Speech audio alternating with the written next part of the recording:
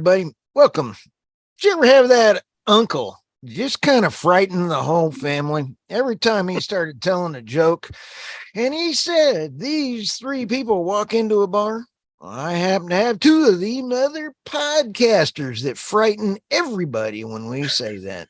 Welcome to the Three Podcasters Walk Into a Bar. My name's Stu Turley, President and CEO of the Sandstone Group. Let me introduce the other compadre there, Ray Trevino, RT. He is a big dog over there at Pecos Operating, and he's got his own podcast, The Crude Truth. Welcome. Oh, thank you. Good morning, good evening, good afternoon. Thank you all for listening to another episode of Three Podcasters Walk Into a Bar. I thoroughly enjoy doing this with you two gentlemen. It is a blast. So be sure to all our listeners and viewers out there, be sure to like, subscribe, and leave us nothing but 5-star reviews. And please ask us questions so that the next gentleman, David Blackmon, can answer them for you. David is a Forbes contributing author, and I mean, he's got his own Substack. He's on two other podcasts. He drools a lot when he goes to the Permian because he's been around for, you and Moses were buddies. So, well, it's a desert out there, man. Everybody's drooling in the Permian Basin. It's hot. Welcome, David, and we are going to have a blast. I'm going to go ahead and kick this off. David, I absolutely love your Substack. I mean, everybody needs to follow you, subscribe, smash that subscribe button. And today, your Forbes piece was Biden's war on oil and gas shifts to a Permian Basin lizard. There is a lot to this story. There is. Yes. It is unbelievable. But there's two things I'm just going to bring up. ESG hypocrisy is in legislation through regulation, and ESG in investing hypocrisy. This story covers a lot. Tell us what you were thinking. Well, when I was writing that one, I was thinking I've been dealing with that lizard for a long, long time. The Center for Biological Diversity first proposed to have it listed. And it's just for those who do not know, it's called the Dunes Sagebrush Lizard. It is all over the Permian Basin. It's everywhere. There's millions and millions and millions of these lizards. They're everywhere, first of all.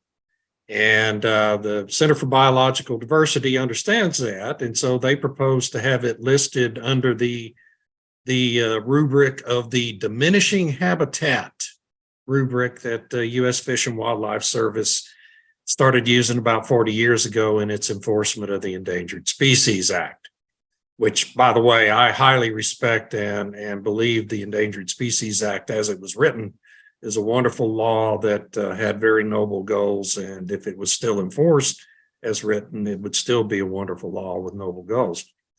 But this lizard, CBD sought to list this lizard because they knew that if they could get it listed as an endangered species, they could almost shut down the oil and gas industry out there in the Permian Basin. And so for the last 21 years, they have been browbeating the U.S. Fish and Wildlife Service to list it as endangered, even though it's clearly not an endangered species in any real way, shape, or form. 12 years ago, in 2011, during the Barack Obama administration, the state of Texas, the industry, the environmental groups, and the U.S. Fish and Wildlife Service all agreed to a conservation plan for this lizard, in which oil and gas companies, when they're going out to build a location, have to do surveys for the lizards and be sure not to disturb their nests if they're present.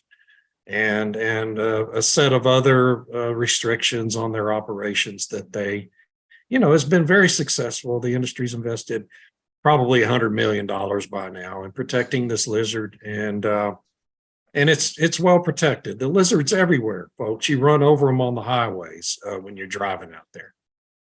Your cat eats them for lunch if you live out there. And rattlesnakes. Yeah. And so, right. Rattlesnakes. I mean, they're probably the main food for rattlesnakes out there in the desert. And, but But anyway, U.S. Fish and Wildlife. So the Obama administration or the Biden administration has been looking for ways to kill the Permian Basin, and they haven't been able to find one because there's no federal lands out there, and at least in the West Texas part of the Permian.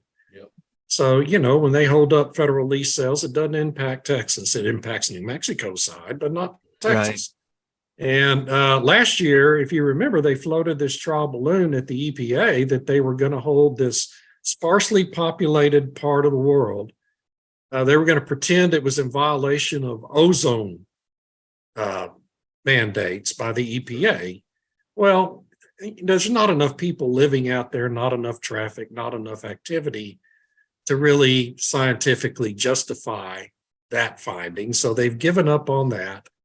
And now they've decided to pursue this endangered species listing for an abundant and plentiful and well-protected lizard. And that's my story, and I'm sticking to it.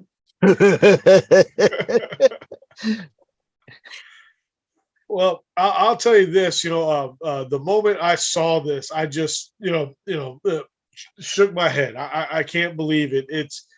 It is truly, like you just said, David, it is another way to attack, to more importantly, shut down. And I want to say that again, to shut down the Permian Basin. I've had plenty of opportunities to be out in West Texas, and you're absolutely right. You run these things over with your vehicle. You see them running around across lease roads all the time. This is nothing, as Hillary would say, this is a nothing burger. Okay, there's truly nothing there. These animals, or these reptiles, I should say, to be more specific, are more than bountiful out there. There is no need for them to be on an endangered list. And the fact that there are the fact that we have probably spent an estimated over $100 million as an industry to protect this lizard already, I think already shows what we're doing, more importantly, to protect and conserve wildlife throughout the world. And, I want to let Stu kind of jump in here on the hypocrisy of that right there, if you'd like, Stu. I'm going to do my imitation of, what was it, Lurch? Okay, this drives me nuts. I mean, we're sitting here, we got all them whim farms off of the coast. We've got hundreds of whales, dolphins, porpoises dying because of all of the anchors out there.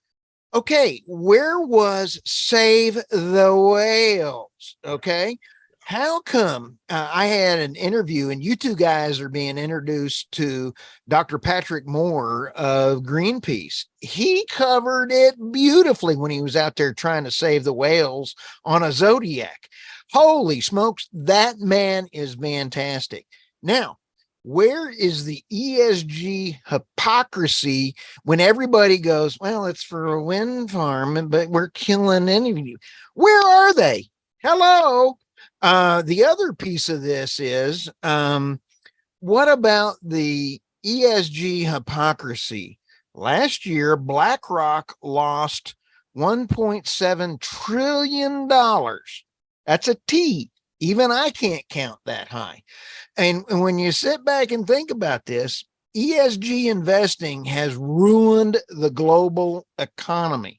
Now, the Biden administration has come out and said, your ozone layer, dude, that was fantastic. When you sit back and kind of go, they're going to try to fix the ozone. Last week, David, didn't they put out this thing saying that they were going to try to block the sun out and go through all of this kind of thing? Talk about hypocrisy. Yeah, that's a real harebrained scheme there. We're going to, well, of course, look, I mean, I think it's by now an established fact that we have had for over 20 years now efforts to, at least experimental efforts, to block out sunlight with these, what they call chemtrails. I mean, there's films all over the internet of these things now. We all know they exist, and they've been experimenting with this for a long time. So now, you have the White House and the European Union now talking about formally pursuing programs to block out sunlight to address global warming and, the unintended consequences of trying to do that potentially are just catastrophic. So but this is the kind of harebrained stuff you get when you are enacting government policy based on what is a religious exercise. And that's what the climate alarm movement is globally. And, it's a really scary time. But back to this lizard, they've got a 60-day comment period now. That what was issued Friday in a big Biden administration document dump on the night before holiday weekend was a notice of proposed listing. And then you got a 60-day public comment period. So anybody in the United States can file comments in favor of or opposing this listing. And at the end of that comment period, then the Fish and Wildlife Service could potentially just issue a final listing decision, or they could modify their rationale for the listing and re-propose and then go through another comment period. So this thing could move very quickly. If it does, what's going to happen with the industry is it's going to be dependent on what that final listing decision says in terms of the critical habitat, the extent of it, and the mitigations companies are going to have to engage in order to satisfy Fish and Wildlife. Presumably, those mitigations would be more restrictive than what the companies have already been doing under this conservation program they've been dealing with for a dozen years. So, and again, I just remind everyone that is an Obama administration conservation program. This is not some Trump thing, okay? It's not a Bush thing. It's an Obama thing. And now that's not even good enough for the U.S. Fish and Wildlife Service. So here we are. It blows me away that we really are with a Obama 2.0 administration right now. On steroids, yeah. I mean, beefed up, right? Beefed up, completely beefed up. And I feel like, and I'll get off this, but they're shoving down everything that they were trying to get done in an 8-year period and basically this little 4-year period. And, the hypocrisy here just knows no bounds. The fact that, getting back to what Stu was saying, the fact that wind farms are physically killing endangered animals in the sea, and this administration is worried about a plentiful animal in West Texas, where it's the heart of the American oil and gas industry, and more importantly, it's the heart of hundreds of thousands of jobs for Americans. Just ESG is just the hypocrisy alone. And then you both mentioned how we've now how ESG has really crippled our economy. Robert Bryce had a great Substack article himself that I think somebody like a Dr. Tom Singh or Dr. Ed Ireland could spend an entire semester at TCU talking about it. Just this one article, it was called "The Energy Transition Isn't," and how even though it's a great piece. Yes, I actually linked to that. Yeah.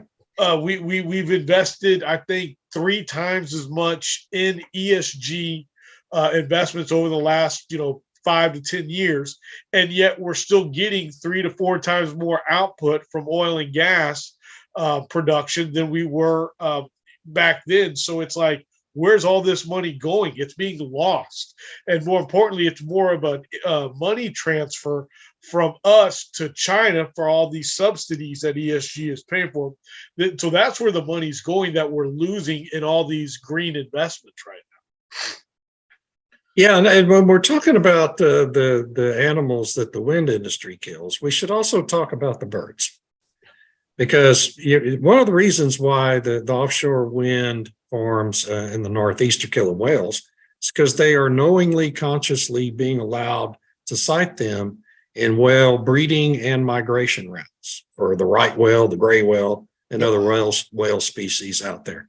In South Texas, they are knowingly siting these big wind farms in known migration routes for all manner of migratory birds, some of which are endangered, some of which are threatened. And there is absolutely no need whatsoever for this wind generation in South Texas. Much of it has sat there languished for over a year now, not being hooked up to the grid because it's overkill, and overkill in several senses of that word, right? And so this is the excesses of the wind industry. It's being allowed because of this religion of climate alarmism and the fiction that wind power is somehow a viable replacement for thermal generation here in the state of Texas and other parts of the world. And, we're living in a fantasy land here that is becoming increasingly deadly every day. And at some point, we've all got to take a breath and step back and say, kind of reassess what we're doing here. And what we're doing here with wind power is not good. Unbelievable, guys. David, you talk about taking a step back, and I almost feel like at this time, and I may be going off here, but or in a different direction, and I hope not, but I'm almost wondering if now is not like, I know exactly what you're trying to say. It's like, we got to stop, look at all these policies that we're making that are supposed to be pro environment. And, when they're knowingly, basically all the arguments that they're using against this lizard are the things that they're overlooking for the birds in South Texas, for the whales and dolphins in the Northeast. So that's where this hypocrisy is. However, with them trying to shut us down, I mean, the 60-day deal, I mean, this is no joke. This is a kind of ring the bell type of a deal. It's like, we got to share this to let people know, hey, this is what your government's trying to do to your jobs in West Texas. Yeah, it's almost like we can't afford to take a step back at the moment. It was my long round way of saying that. And because it just blows my mind that that's hundreds of thousands of jobs that get brought to a halt if this all of a sudden this lizard becomes endangered, and there's no need for it to become endangered. Well, it's not endangered. It's clearly not an endangered species. The whole thing's so humorous to me, but this is just one more listing. I've written about this lithium mining operation out in Nevada in the middle of a desert. There's no people around. There's few animals around. And this is lithium. This is not oil and gas. It's not coal. It's a mine that already exists. It's an old gold mine that they want to go back into because there's lithium there, and mine the lithium out of it, right? And they've been trying for now 11 years to get federal permits and state and local permits needed to proceed with this mining operation for the mineral that is most critical to electric vehicles and solar power, and to a lesser extent, even the wind industry. And it's been held up now. They've had everything in place except one final permit from the U.S. Fish and Wildlife Service, the same federal agency that's going to list this lizard now. Because the Center for Biological Diversity, the same radical left-wing environmentalist group, obstructionist group, that is actually just opposed to all human progress when you actually read their literature. They've been holding up this lithium mine for 4 years now because there's 10 acres of buckwheat, a subspecies of buckwheat that they claim is endangered, that they claim only exists out there in the Nevada desert. And it's adjacent to the mining location. It's not even on the mining location. It's adjacent to it. And they've been trying to reach an agreement with the U.S. Fish and Wildlife Service for 4 years now. Jeez. And so what we need to understand can happen. So what's happened there is U.S. Fish and Wildlife has already listed that buckwheat under the Endangered Species Act. Yeah. And they have held up progress on that operation now. This company has not been able to get in and do anything. Hey, for last 4 time years. I checked, is that buckwheat a mammal or a reptile? Well, it's a plant. I mean, the Thank Endangered you. Species Act applies to everything. I Oh. mean, at some point, the Center for Biological Diversity, I'm convinced, is going to figure out a way to list cockroaches and dust mites as endangered species as a way to just stop progress on everything, right? Because I mean, if you can get dust mites and cockroaches listed, the human race is over. Did you say We politicians? won't be able to do anything. Did you say politicians? I'm sorry. Well, cockroach. You cut out for a second. Yeah, it sounds the Termites same. and politicians, right? The slight spelling difference. Oh, okay.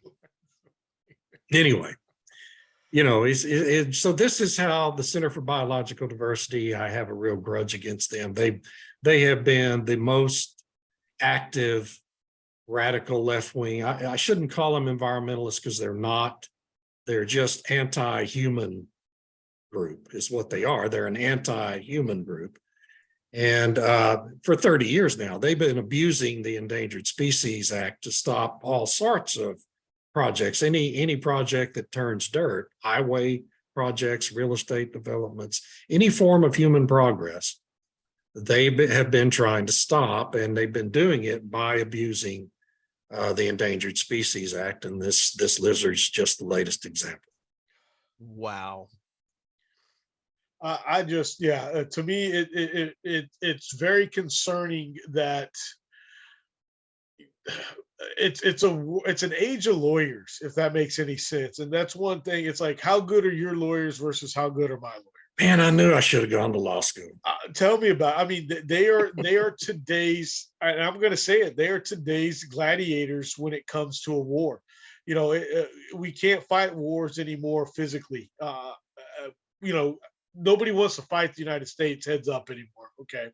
But I compare it to that because these are the ones that are making the policies. It's not these politicians have such great groups now that are figuring out how to manipulate and use the United States Constitution to their favor. And, the people are going to school to basically turn the Constitution into their sword, so to speak, and make it work for them. And and it's on both sides that this happens. So I'm not going to sit here and say that. But for them somebody drew that up. Somebody sat there at a bar, going, what about this lizard? Let's see if we can get that one to become an endangered species. And then we can shut it down, and then we can force everybody to go into electric vehicles. Now we still need diesel to power those generators at some places to get them the electricity. But let's do this. They want to control us, guys. It's really scary. And how we are moving so fast into the book 1984 that I saw it the other day, that it said, make 1984 fiction again. Because that's what that was. That was a fictional book. Not nonfiction means it's real, and so it's just very, very interesting. So David, I think, you write a lot of pieces and you write amazing stuff. I think today this was one of the most important ones that you have written for the oil and gas industry. And as an operator and as an E&P producer, more importantly, an exploration and production company, I can't thank you enough for all that you do to continue to fight for the oil and gas industry. So thank you, David. Oh, you're welcome, man. This is my life's work. It's what I do. So, nobody's getting rich here, but I do it because I believe in it. Well, guys, we got about 2 more minutes before the producer grabs us. David, what's coming around the corner this week? Oh, man, you always ask me that, and I never know, man. It's just I wake up in the morning and whatever hits me, whatever the current news is. And there's plenty of news out there. 24 things every damn day. It's just unbelievable. But anyway, I've got 2 stories coming out this week with the Daily Caller. One should be published later today, and a couple with Forbes. And heck, I've got to get a piece written for the Petroleum Economist too. I've got a busy week here. Ooh, nice name dropper. I love it. Hey, and I got to drop those names. Hey, please visit my Substack. Absolutely. And by the way, everybody, his Substack is phenomenal. Pay for the upgrade. Okay. Yes. Hey, RT. RT, what do you got coming around the corner? Well, for my show, The Crude Truth, I have a but at the time that we're recording this episode, I have not released a new episode. I think in 2 weeks. This will be week number 3. So I've got to get a few episodes of the Crude Truth out. I've got some great ones with Drew and Leanne from the North American Petroleum Expo. I've got another great one with JP Warren that'll be coming out, but also with some real other LinkedIn big heavyweights and Jeff Krimmel and Kendra Snow McFadden. So I'm very excited about those episodes coming out. Then on my day job, because I still got to make a living, I should be hopefully drilling some new wells later this month in July, and so I'll be definitely doing that. So who knows? Maybe in the next few weeks we'll do an episode and I'll be out on location. We'll see. All right. Hey, well, I'll tell you what, I appreciate both of you. And for all the folks that are out there that are listening to our podcast, we appreciate you. Yes. We're in about 40 different countries right now. So, hey, appreciate everybody. We'll see you again next week. Thanks. Adios. Adios.